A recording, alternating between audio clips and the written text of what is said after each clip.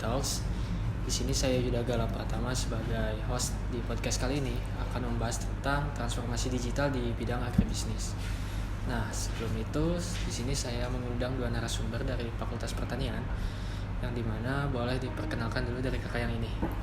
Perkenalkan, nama saya Nuraida dari Fakultas Pertanian jurusan Agribisnis dari Universitas Siliwangi.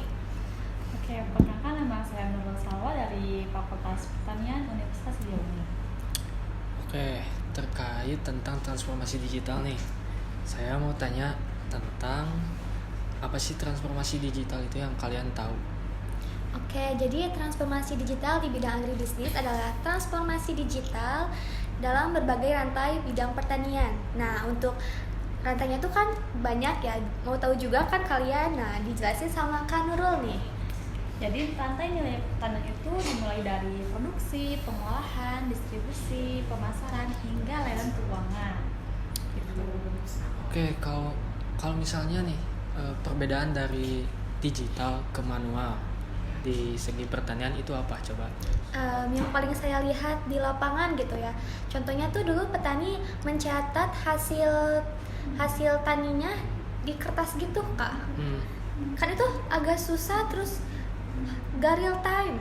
Ribet lagi ya? Iya, ribet banget, apalagi harus buka-buka buku, jadi susah banget. Jadi sekarang tuh petani udah mulai ada aplikasi yang untuk mencatat hasil pertanian tersebut. Itu tuh lebih real time, terus lebih efisien, lebih mudah juga tentunya ya, Kak. Intinya membantu tuh sih. Banget membantu. Nah, kalau misalnya pentingnya digitalisasi di bidang pertanian, di bidang agribisnis itu apa? Coba mungkin ada yang tahu? Iya, jadi pentingnya digitalisasi di bidang agribisnis itu jadi efisiens. Jadi kita tuh terus tahu pemasaran tuh lebih luas lingkupnya. Jadi internasional juga udah mungkin sekarang. Soalnya kayak jadi udah pada tahu, mudah komunikasi dengan orang lain gitu, Kak. Oke. Nah, kan tadi itu udah ada apa itu transformasi digital, terus perbedaannya. Nah, sekarang contoh nyata dari penggunaan atau kasus nyatanya mungkin dari kalian ada gitu perusahaan. Oh, ada nih, ada. Nah, kita tuh mau tunjukin videonya terlebih dahulu biar kalian tuh punya gambaran gimana itu apakah transformasi digitalnya gitu. Nanti editor ya. Editornya aja dimunculin ya. Iya. Have you ever had wild blueberries? Well, 95% of the ones grown in the US come from Maine, thanks to the rocky, acidic soil left behind by glaciers. They're much smaller compared to the big, cultivated ones, but are packed with flavor. The harvest is pretty unique, with most of the work being done by specialized mechanical harvesters attached to John Deere tractors. However, in places where the terrain is more complex or rocky, they still employ workers to hand rake them. Up front, the harvesters have metal teeth that comb through the low bushes, shaking loose the ripe berries. Conveyors then lift them up, leaves and twigs get blown out, and the berries drop into big red totes. These totes head straight to the cleaning process before freezing, sealing in that fresh, wild flavor before they're sent to a store near you. And this is just one stop on my journey across the country to show you where your food really comes from. So follow along to learn more. Jadi di video itu terdapat perusahaan yang berasal dari Amerika Serikat yang bergerak di bidang alat berat pertanian dengan menggunakan precision agriculture. Precision agriculture itu adalah pendekatan pertanian modern dengan menggunakan teknologi seperti sensor, satelit, GPS, dan data analitik untuk mengelola variabilitas lahan dan kebutuhan tanaman secara tepat.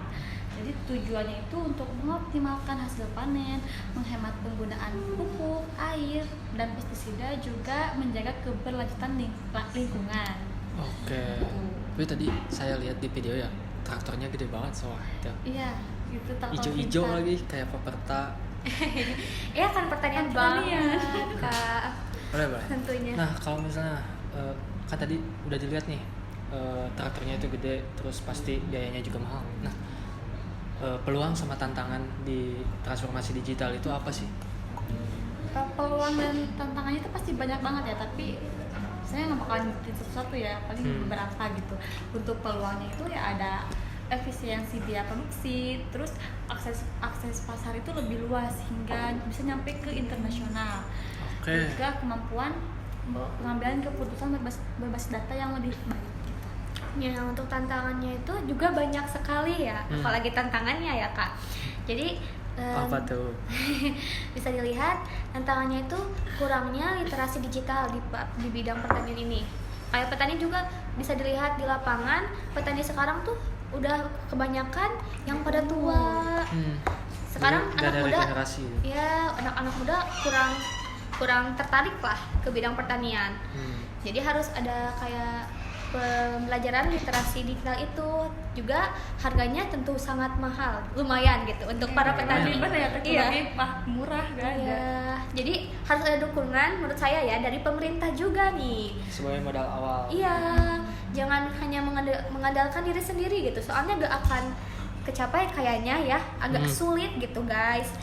Juga kayak internet gak merata, apalagi ke pelosok-pelosok. Iya, jadi Gak semua terjangkau internet. jadi tidak semua memanfaatkan teknologi sekarang gara-gara itu keterbatasan yang ada. Oke. Jadi pentingnya itu saya tuh mau ngasih tahu nih pemerintah ya,